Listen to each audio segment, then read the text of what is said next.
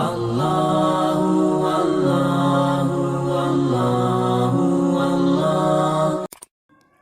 معزز ناظرین کرام، حاضرین عظام، نوجوان دوستوں اور بزرگوں،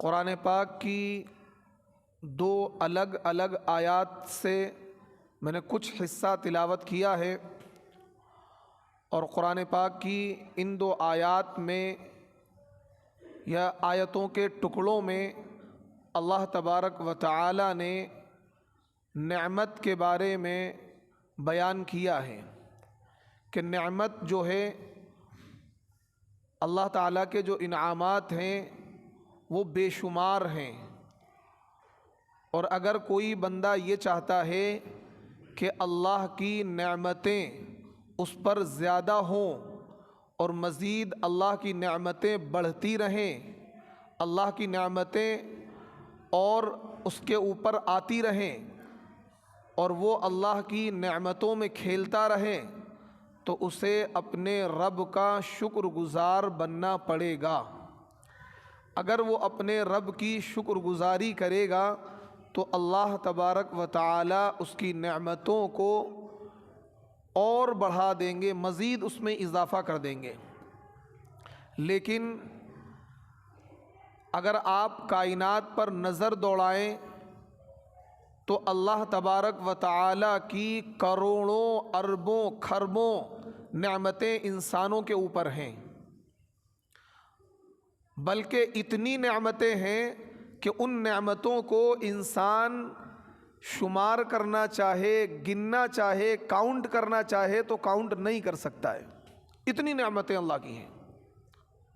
صبح سے شام تک کی جو ہماری زندگی ہے، اس زندگی میں ہمارے بدن کے اوپر اتنی نعمتیں اللہ تعالیٰ کی ہیں کہ آپ ان کو کاؤنٹ اور شمار نہیں کر سکتے ہیں۔ اسی وجہ سے اللہ تبارک و تعالی نے یہ ارشاد فرمایا وَإِن تَعُدُّوا نِعْمَةَ اللَّهِ لَا تُحْصُوهَا، اور اگر تم اللہ کی نعمتوں کو گننا چاہو گے تو گن نہیں پاؤ گے۔ اگر تم اللہ کی نعمتوں کو گننا چاہو گے، شمار کرنا چاہو گے، کاؤنٹ کرنا چاہو گے تو کاؤنٹ نہیں کر پاؤ گے۔ اب ذہن میں یہ سوال پیدا ہوتا ہے کہ بھائی اللہ کی نعمتیں کتنی ہیں کہ ہم گن نہیں سکتے؟ بھائی کوئی بھی چیز ایسے کیسے ہو سکتی ہے جو مطلب کاؤنٹنگ میں ہی نہ آئے؟ بھائی کسی انسان کے پاس پیسے ہیں یا کوئی بھی چیز ہے تو آپ یہ کہیں گے بھائی lakh, crore, 2 crore, 50 crore, million, billion, trillion, کچھ تو گنتی ہوگی۔ لیکن اللہ کی جو نعمتیں ہیں ان کو آپ گن ہی نہیں سکتے ہیں۔ آپ تھک جائیں گے لیکن اللہ کی نعمتیں نہیں ختم ہوں گی۔ تو اب یہ عجیب سی بات ہے، کیونکہ بہت ساری چیزیں یہ ہیں ایسی ہوتی ہیں جو بظاہر عقل میں نہیں آتی ہیں، لیکن جب آپ اس پر غور کریں، تدبر کریں، فکر کریں، اس میں گہرائی سے اس کو سمجھیں تو پھر آپ کو وہ چیزیں سمجھ میں آنے لگتی ہیں۔ اسی وجہ سے قرآن پاک میں اللہ رب العزت نے یہ ارشاد فرمایا ہے کہ تم تدبر کیا کرو، کائنات میں غور کیا کرو، اللہ کے قرآن میں غور کیا کرو، تو پھر تمہیں خدا کی قدرت کی نشانیاں نظر آئیں گی، اللہ کی قدرت کے عجائبات نظر آئیں گے، اللہ کی قدرت کی نشانیاں نظر آئیں گی، اللہ کی نعمتیں تمہارے سمجھ میں آئیں گی۔ وَإِن تَعُدُّوا نِعْمَةَ اللَّهِ لَا تُحْصُوهَا، کہ اگر تم اللہ کی نعمتوں کو شمار کرنا چاہو گے، گننا چاہو گے تو گن نہیں پاؤ گے۔ ایسا کیوں ہے؟ اس کو میں مثال سے سمجھاتا ہوں۔ دیکھیں کہ انسان ہے، اس انسان کے اوپر صبح سے شام تک بہت ساری نعمتیں ہیں، لیکن کچھ چیزیں وہ ہوتی ہیں جو نعمت ہوتی ہیں اس کے لیے، لیکن وہ اس کے ذہن میں نہیں آتی کہ یہ چیز بھی میرے لیے نعمت تھی، یہ چیز بھی میرے لیے نعمت تھی۔ اس کو آپ یوں سمجھیے، ایک بندہ وہ ہے جس کا کبھی کوئی حادثہ نہیں ہوا، اس کے ساتھ کوئی ایکسیڈنٹ نہیں ہوا، کوئی ایکسیڈنٹ نہیں ہوا، ہمیشہ وہ صحیح سالم رہا، کبھی ایسا نہیں ہوا کہ ایکسیڈنٹ میں اس کا پیر ٹوٹ گیا ہو یا ہاتھ ٹوٹ گیا ہو۔ تو اب ظاہر سی بات ہے ایکسیڈنٹ اور حادثہ نہ ہونا اور اس حادثے میں ہمارا کوئی نقصان نہ ہونا یہ بھی اللہ کی نعمت ہے، یہ بھی کیا ہے؟ اللہ کی نعمت ہے۔ بے شمار لوگ ایسے ہیں جو ایکسیڈنٹ کا شکار ہو جاتے ہیں، ان کے پیر میں چوٹ لگ جاتی ہے، کسی کا پیر ٹوٹ گیا، کسی کا ہاتھ ٹوٹ گیا۔ آپ میں سے بہت سے لوگ ہوں گے جو اس نعمت سے کیا ہے محروم ہوں گے، کچھ ایسے ہوں گے جو اس نعمت میں کھیل رہے ہوں گے کہ آج تک ان کا کبھی کوئی ایکسیڈنٹ نہیں ہوا۔ بات سمجھ آ رہی ہے؟ تو اب ظاہر سی بات ہے ایکسیڈنٹ کا نہ ہونا اور جسم میں چوٹ کا نہ آنا یہ بھی تو ایک نعمت ہے جس کو آپ نعمت میں شمار نہیں کر رہے تھے۔ اسی طریقے سے مثال کے طور پر آپ یوں سمجھیے، بہت سے بندے ایسے ہیں جن کو اللہ نے بہت اچھی صحت دی ہے اور وہ بیمار نہیں پڑتے ہیں، کبھی اتفاق سے بیمار پڑ گئے۔ تو بیمار نہ پڑنا یہ بھی اللہ کی نعمت ہے، لیکن انسان کا ذہن اس طرف نہیں جاتا ہے، انسان کا ذہن اس طرف نہیں جاتا ہے۔ جب کوئی بندہ بیمار پڑتا ہے اس وقت اس صحت کا احساس ہوتا ہے کہ صحت کتنی بڑی اللہ کی نعمت ہے، صحت کتنی بڑی اللہ کی نعمت ہے۔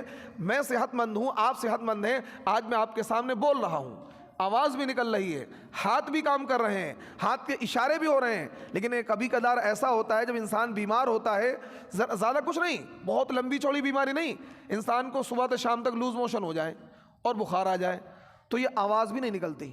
انسان بولنے کی کوشش کرتا ہے لیکن آواز نہیں نکلتی۔ انسان کیا ہے اپنے الفاظ نکالنے کی کوشش کرتا ہے لیکن وہ نکال نہیں پاتا ہے۔ تو یہ بیمار نہ پڑنا یہ بھی اللہ کی نعمت ہے، لیکن انسان صحت مند ہوتا ہے اس پر دھیان نہیں دیتا ہے۔ وہ صرف نعمت ان چیزوں کو کاؤنٹ کر رہا ہوتا ہے، شمار کر رہا ہوتا ہے۔ کن چیزوں کو؟ بھائی میرا کاروبار اچھا چل رہا ہے، یہ اللہ کی نعمت ہے۔ میرا اچھا سا مکان ہے، یہ اللہ کی نعمت ہے۔ اللہ نے مجھے بیوی دی ہوئی ہے، یہ اللہ کی نعمت ہے۔ اللہ نے مجھے صاحب اولاد بنایا، یہ اللہ کی نعمت ہے۔ لیکن کچھ چیزیں ایسی ہوتی ہیں جو جن چیزوں سے اللہ نے اس کو بچا کے رکھا ہوتا ہے اور وہ کیا ہے اس کے ذہن میں نہیں آتی، لیکن وہ اللہ کی نعمتیں ہوتی ہیں، وہ اللہ کی نعمتیں ہوتی ہیں۔ اسی وجہ سے قرآن نے کیا کہا؟ وَإِن تَعُدُّوا نِعْمَتَ اللَّهِ لَا تُحْصُوهَا، اگر تم اللہ کی نعمتوں کو گننا چاہو گے تو گن نہیں پاؤ گے۔ کیوں؟ اس لیے نہیں گن پاؤ گے کہ بہت ساری نعمتیں وہ ہوتی ہیں جس کو انسان نعمت سمجھ رہا ہی نہیں ہوتا ہے، لیکن جب وہ چیز اس کے ساتھ ہوتی ہے تو پھر وہ کیا کہتا ہے؟ اللہ تیرا شکر ہے، مجھے آپ نے اس چیز سے محفوظ رکھا ہوا ہے۔ آپ مسجد سے باہر نکلتے ہیں نماز پڑھ کے، کچھ لوگ ایسے ہوتے ہیں جو اللہ کے نام پر دے دیں، ہاتھ پھیلاتے ہیں، تو وہ اللہ جس نے آپ کو اس لائق بنایا کہ آپ مسجد کے اندر آئے اور آپ نماز پڑھی اور نماز پڑھ کر صحیح سالم اپنے گھر کچھ لے کر جاتے ہیں، تو یہ بھی اللہ کی نعمت ہے کہ آپ اگر اللہ چاہتا تو آپ بھی مسجد کے باہر کھڑے ہو کر کیا ہے اللہ کے نام پر دے دے، بھیک مانگ رہے ہوتے، لیکن اللہ نے آپ کو اس سے محفوظ رکھا، اللہ نے آپ کو اس سے محفوظ رکھا، تو یہ بھی اللہ کی نعمت ہے۔ یہ بھی مجھ پر آپ پر اللہ کی نعمت ہے کہ اللہ تعالیٰ نے ہمارا کیا ہے ہمارا ہاتھ سوال کے لیے آگے نہیں بڑھوایا، بلکہ ہمارا ہاتھ اللہ نے یوں رکھا، ہمارا ہاتھ اللہ نے الید العلیٰ خیر من السفلی، خیر من الید السفلی، کہ اوپر والا ہاتھ نیچے والے ہاتھ سے بہتر ہے، دینے والا ہاتھ لینے والے ہاتھ سے بہتر ہے۔ تو اللہ تعالیٰ نے آپ کو دینے والا بنایا، اللہ نے آپ کو لینے والا نہیں بنایا، یہ بھی اللہ کی نعمت ہے۔ لیکن ہم نے کبھی اس کو نعمت مانا نہیں؟ مانا ہوگا، کیونکہ ہمارے ذہن میں بات نہیں آ رہی تھی۔ ہم راستے سے گزرے یا ہم نے دیکھا کہ بھائی کسی بندے کو کتے نے کاٹ لیا ہے، کتے نے کاٹ لیا ہے۔ بہت سے لوگ ایسے ہوں جنہیں کتے نے کاٹا ہوگا، تو بہت سے ایسے ہوں گے جن کو اللہ کہا ہے کبھی کتے نے کاٹا ہی نہیں ہوگا۔ تو کتے کے کاٹنے سے محفوظ ہونا یہ بھی اللہ کی نعمت ہے، یہ بھی اللہ کی نعمت ہے۔ آپ کہیں گے اللہ تیرا شکر ہے کبھی ہم کیا ہے اس فتنے میں مبتلا نہیں ہوئے کہ ہمیں کتے نے کاٹا ہو اور ہم پریشانی میں مبتلا ہوں اور ہمیں بہت سارے انجیکشن لگوانے پڑے، تو یہ بھی اللہ کی نعمت ہے۔ تو اللہ کی جو نعمتیں ہیں وہ انسان شمار کیوں نہیں کر پائے گا؟ وہ اس وجہ سے نہیں کر پائے گا کیونکہ بہت ساری نعمتیں وہ ہیں کہ جو انسان کے اوپر ہیں لیکن اسے ان چیزوں کا احساس نہیں ہو رہا ہوتا ہے کہ یہ بھی اللہ کی نعمت ہے۔ جب کوئی چیز انسان سے چھن جاتی ہے اس وقت اسے احساس ہوتا ہے کہ وہ کتنی بڑی نعمت تھی جو میرے پاس موجود تھی۔ جوانی یہ اللہ کی نعمت ہے، جوانی کیا ہے؟ اللہ کی نعمت ہے۔ لیکن جو نوجوان طبقہ ہے کیا کبھی یہ سمجھتا ہے کہ بھئی یہ جوانی اللہ کی نعمت ہے اور اس اللہ کی نعمت کا غلط استعمال نہیں کرنا ہے؟ اس اللہ کی نعمت کا غلط استعمال نہیں کرنا ہے، اپنی جوانی کو غلط جگہ نہیں لگانا ہے، عیاشیوں میں، زناکاری میں، بدکاری میں، شراب نوشی میں، یا ظلم اور زیادتی کرنے میں، چوری میں، ڈکیتی میں اپنی اس جوانی کا غلط استعمال نہیں کرنا ہے، بلکہ اس جوانی کا صحیح استعمال کرنا ہے۔ ہم کیا ہے، کیونکہ جوانی میں انسان ہر کام صحیح طریقے پر کر پاتا ہے۔ انسان اس جوانی کا اس طریقے سے استعمال کرے کہ نمازوں کا اہتمام کرے، تلاوت کا اہتمام کرے، تہجد پڑھے، اور اپنی اس جوانی کا فائدہ کیا ہے، مظلوموں کو پہنچائے، مظلوموں کی حمایت کرے، مظلوموں کی مدد کرے اور غریبوں کی مدد کرے، اور اپنے اس جوانی سے کیا ہے، مظلوموں کی حمایت، مظلوموں کی مدد، غریبوں کی مدد اور اللہ کی رضا کے لیے کیا ہے، خوب نمازیں پڑھے۔ کیونکہ جوانی میں عبادت کرنا کیا ہے، عبادت کرنے کی لذت ہی الگ ہے۔ ابھی احساس نہیں ہوتا، ابھی ہم نماز چھوڑ دیتے ہیں، نماز نہیں پڑھتے ہیں، کیونکہ نماز کی لذت ہمیں نصیب نہیں ہوئی ہے۔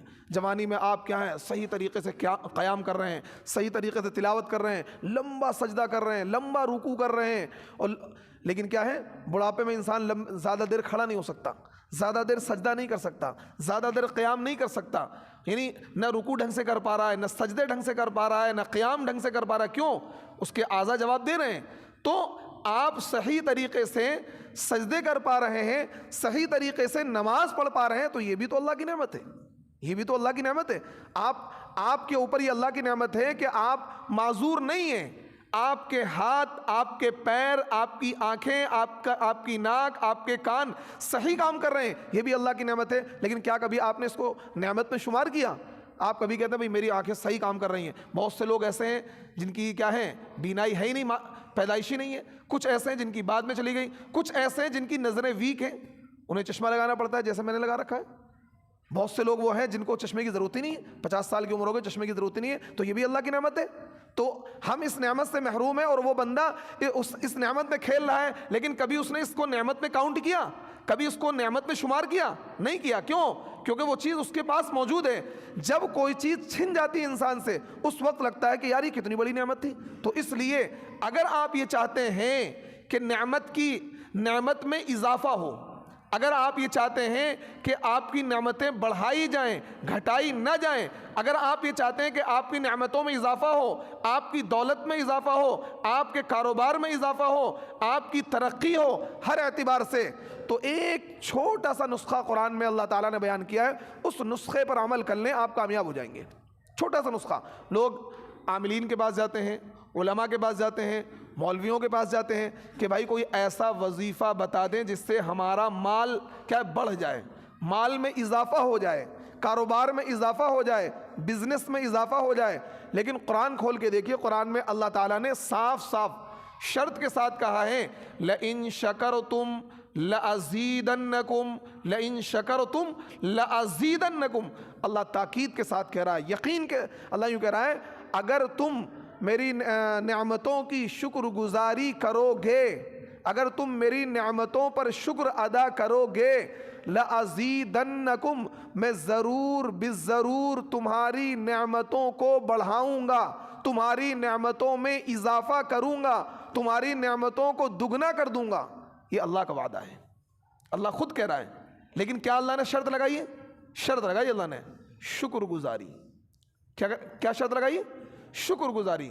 جس حال میں ہو، جس حال میں ہو، اللہ کا شکر ادا کرنا ہے۔ اللہ جس حال میں رکھے کہ اللہ کا شکر ہے، پریشان ہے جب بھی اللہ کا شکر ہے، کاروبار میں کچھ دقت ہے اللہ کا شکر ہے، کاروبار میں اضافہ ہے اللہ کا شکر ہے۔ اگر آپ پر کوئی مصیبت بھی ہے، اگر آپ پر کوئی مصیبت بھی ہے، وقتی طور پر کوئی پریشانی بھی ہے، پھر بھی اللہ کا شکر ادا کرنا ہے۔ کیوں؟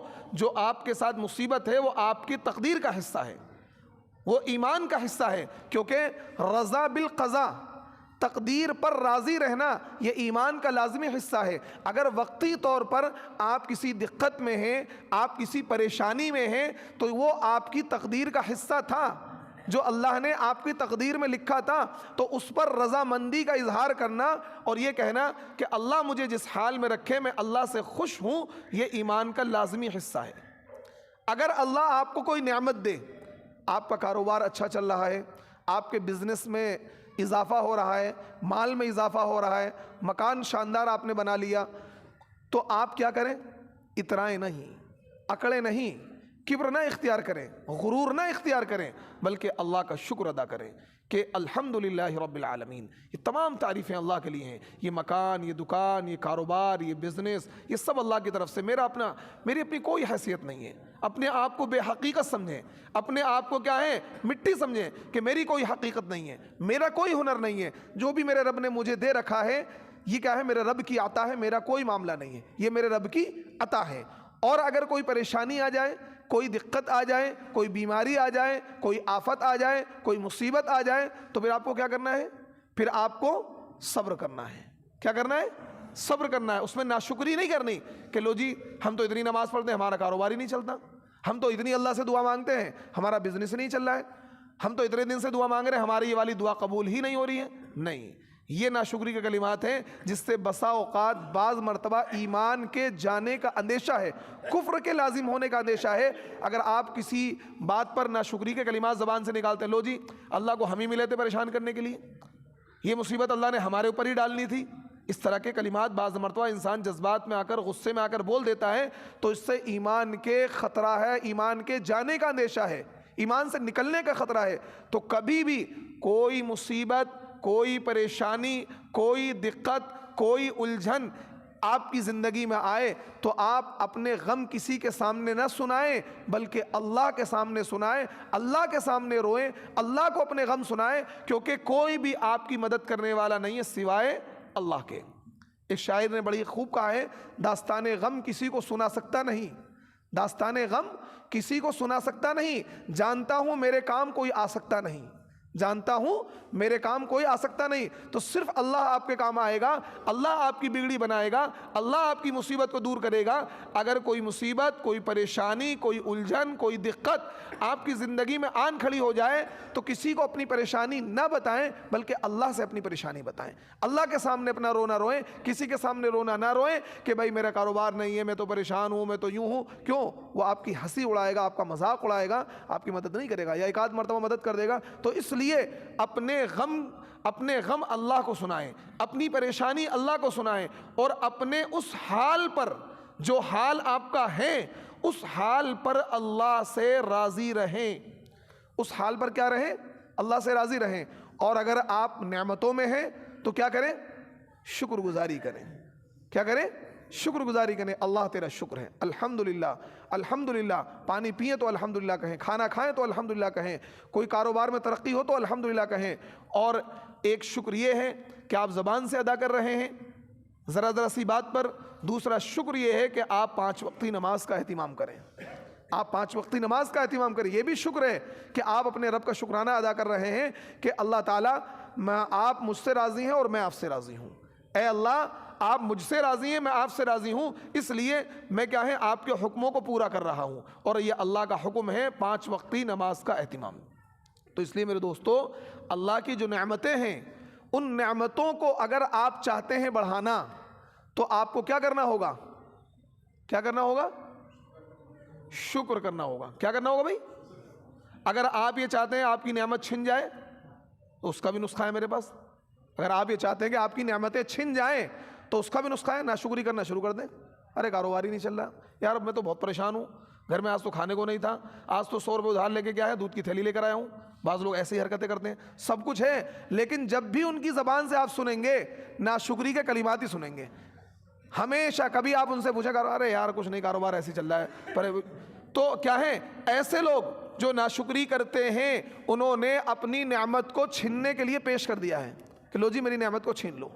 اور جس شخص نے نعمتوں کی شکر گزاری کی تو اس نے اپنی فقد قیدہا، اس نے اپنی نعمتوں کو باندھ دیا ہے، اب کہیں نہیں جانے والی ہیں، اب کہیں نہیں جانے والی، بلکہ نعمتیں بڑھائی جائیں گی، نعمتوں میں اضافہ ہوگا، کیونکہ یہ میرے رب کا وعدہ ہے، اور میرے رب کا جو وعدہ ہے وہ سچا ہے، جھوٹا نہیں ہے۔ رب کا وعدہ سچا ہے نا، اسی وجہ سے میرے رب نے کیا کہا، لَإِن شَكَرْتُمْ لَأَزِيدَنَّكُمْ، اگر تم نے میری نعمتوں کی شکر گزاری کرو گے تو میں کیا کروں گا، لَأَزِيدَنَّكُمْ، میں ضرور بالضرور تمہاری نعمتوں کو بڑھا دوں گا۔ اور میں نے ابھی آپ سے یہ کہا وَإِن تَعُدُّوا نِعْمَةَ اللَّهِ لَا تُحْصُوهَا، انسان صبح سے شام تک کروڑوں نعمتوں میں کھیل رہا ہے، کروڑوں نعمتوں میں، لیکن اس کے باوجود کیا ہے، اسے احساس نہیں ہوتا ہے کہ کتنی نعمتوں میں ہوں، کتنی نعمتوں میں ہوں. وہ ان نعمتوں کو شمار نہیں کر پا رہا ہے، ان کی کاؤنٹنگ نہیں کر پا رہا ہے. اور قیامت کی صبح تک کوئی بھی بندہ اگر یہ سوچے میں آج سے اللہ کی نعمتیں گننا شروع کروں گا، قیامت قائم ہو جائے گی، دنیا فنا ہو جائے گی، لیکن اللہ کی نعمتوں کی کاؤنٹنگ نہیں کر پائے گا. اس کو ایک مثال سے سمجھاتا ہوں. دیکھیے ہم کھڑے ہو کر نماز پڑھتے ہیں، کھڑے ہو کر نماز پڑھتے ہیں، اور ایک بندہ جب بیمار ہو جاتا ہے بیٹھ کر نماز پڑھتا ہے. کھڑے ہو کر نماز پڑھنا یہ بھی اللہ کی نعمت ہے. جو بندہ بیٹھ کر نماز پڑھتا ہے نا، پڑھنے کو پڑھ لیتا ہے، لیکن نماز میں لذت نہیں آتی، نماز میں لذت نہیں آتی، مزہ نہیں آتا آدمی. کیونکہ ایک بندہ کھڑے ہو کر اطمینان کے ساتھ قیام میں کھڑا ہوا، تلاوت کری، پھر اچھی طریقے سے رکوع کیا، پھر اچھے طریقے سے کھڑا ہو گیا، پھر اس کے بعد اچھی طریقے سے سجدہ کیا، تو اس کی لذت ہی الگ ہے. اور ایک بندہ کیا ہے، مجبوراً اس کے پیر میں چوٹ ہے یا ہاتھ میں چوٹ ہے، وہ بیٹھ کر نماز پڑھ رہا ہے، اس سے کیا ہے، اس نماز میں لذت نہیں آتی. فرض تو ادا ہو جاتا ہے لیکن اس کا دل مطمئن نہیں ہوتا ہے. میں آپ کو بتاؤں، ایک مرتبہ 4 سال پہلے میرا ایکسیڈنٹ ہو گیا، میرے پیر میں ہلکی سی چوٹ لگ گئی، تقریباً 10-12 دن پیر میں گھٹنے پر چوٹ تھی، تو میں نے بیٹھ کر نماز پڑھی، مسجد نہیں جا پا رہا تھا میں. تو یقین جانا وہ 8 دن ایسے تھے جیسے کہ 8 سال. مطلب 8 دن نمازیں جو میں نے پڑھی، ایک تو بغیر جماعت کے پڑھی. جماعت کی نماز یہ بھی ایک بہت بڑی نعمت ہے، بہت بڑی نعمت ہے، بہت بڑی نعمت ہے. تنہا نماز پڑھنے وہ لذت آتی نہیں ہے، لگتا ہی نہیں کہ نماز پڑھ رہے ہیں. یہ الگ بات ہے کچھ لوگ اپنا عادت بنا لیں، گھر میں ہی نماز پڑھ لیں، یہ نماز ہونے کے بعد میں آ کے اپنی نماز پڑھ لیں. انہیں جماعت کی نماز کی عظمت کا نہیں پتا، نماز کی اہمیت کا نہیں پتا ہے. یہی وجہ ہے کہ علماء نے لکھا ہے کہ اگر صلو خلف کل برن و فاجرن، اگر کوئی شخص فاسق اور فاجر بھی ہے اور وہ نماز پڑھا رہا ہے تو نماز آپ اس کے پیچھے ہی پڑھ لیں، نماز اس کے پیچھے ہی پڑھ لیں، نماز جماعت کے ساتھ نہ چھوڑیں. حتیٰ کہ یہاں تک علماء نے لکھا ہے کہ اگر آپ کسی ایسی جگہ موجود ہیں جہاں غلط عقیدے والا انسان، بدعتی عقیدے والا انسان نماز پڑھا رہا ہے اور آپ کو پتا ہے اس کا غلط عقیدہ اور کوئی آپشن نہیں ہے، آپ اس کے پیچھے نماز پڑھ لیں، پھر اپنی نماز الگ سے پڑھ لیں اگر آپ کو اطمینان نہیں ہو رہا ہے اپنی نماز. لیکن جماعت کی نماز پھر بھی نہ چھوڑیں. اتنی اہمیت جماعت کی نماز کی، اتنی اہمیت ہے. لیکن بعض لوگ کیا کرتے ہیں، اپنے گھر پہ نماز پڑھ لی، یا بعد میں قضا کر کے آ رہے ہیں، بعد میں مسجد نماز پڑھ رہے ہیں الگ سے. نہیں، جماعت کی نماز کی ایک الگ ہی اہمیت ہے. تو میں آپ کو بتاؤں، تقریباً 10-12 دن ایسے گزرے کہ میں نے بیٹھ کر نماز پڑھی اور جماعت کے ساتھ نماز نہیں پڑھ پایا. تو ابھی میری بالکل ایسا لگتا تھا کہ نماز پڑھی نہیں رہے، نماز میں لذت ہی نہیں آ رہی تھی، اور ایسا لگا دنیا ہی لٹ گئی ہے. تو پھر جب تھوڑی سی طبیعت ٹھیک ہوئی اور میں جا کر 10-12 دن بعد پہلی مرتبہ مسجد گیا اور مسجد میں نماز پڑھی، تو اتنی خوشی ہوئی، اتنی خوشی ہوئی، اتنی خوشی، اس کو میں لفظوں میں بیان نہیں کر سکتا ہوں، اس کو لفظوں میں بیان نہیں کر سکتا ہوں. اور پھر اس وقت احساس ہوا کہ دیکھو، کھڑے ہو کر نماز پڑھنا، اللہ ہمیں اس بات کی توفیق دے رہا ہے، ہمارے اعضاء کام کر رہے ہیں کہ ہم کھڑے ہو کر نماز پڑھ رہے ہیں، یہ بھی اللہ کی نعمت ہے. لیکن دماغ میں نہیں تھا کہ یہ بھی اللہ کی نعمت ہے. اور مسجد میں باجماعت نماز ادا کرنا، یہ بھی اللہ کی نعمت ہے کہ اللہ ہمیں مسجد میں باجماعت نماز ادا کرنے کی توفیق دے رہا ہے، یہ بھی اللہ کی نعمت ہے. گھر پہ نماز پڑھنے میں لذت نہیں آتی، مزہ نہیں آتا، لگتا ہی نہیں کہ نماز پڑھی. جماعت کے ساتھ جو نماز پڑھی جاتی ہے اس کا مزہ ہی کچھ اور ہوتا ہے. اور پھر ایک نماز پر 27 نماز کا ثواب ملتا ہے. کتنے؟ ایک نماز جماعت کے ساتھ پڑھیں گے کتنی نماز کا ثواب ملے گا؟ کتنی؟ 27. اور اگر تنہا پڑھیں گے کتنا ملے گا؟ ایک نماز پڑھیں گے، ایک نماز کا ثواب ملے گا، آپ کا فرض ادا ہو جائے گا. جماعت کے ساتھ پڑھیں گے 27 نماز کا ثواب ملے گا.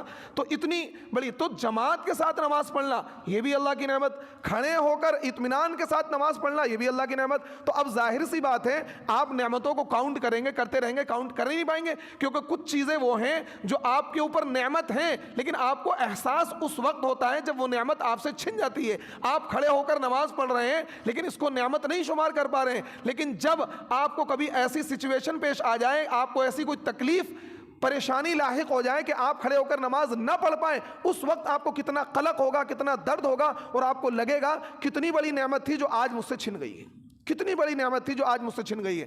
اور پھر نماز میں سجدہ ہے، ایک بندہ بالکل فٹ اور فور ہے، اس کے گھٹنے بھی کام کر رہے ہیں، سجدہ اطمینان کے ساتھ کرتا ہے، جتنا لمبا سجدہ کرنا چاہے کر سکتا ہے، اس کو کوئی تکلیف نہیں ہوتی، یہ بھی اللہ کی نعمت ہے. اور ایک بندہ وہ ہے جو عمر دراز ہے یا اس کی کوئی پریشانی پیٹھ میں، کمر میں ہے، لمبا سجدہ نہیں کر سکتا ہے، آپ اس سے جا کر پوچھو لمبا سجدہ کتنی بڑی نعمت ہے.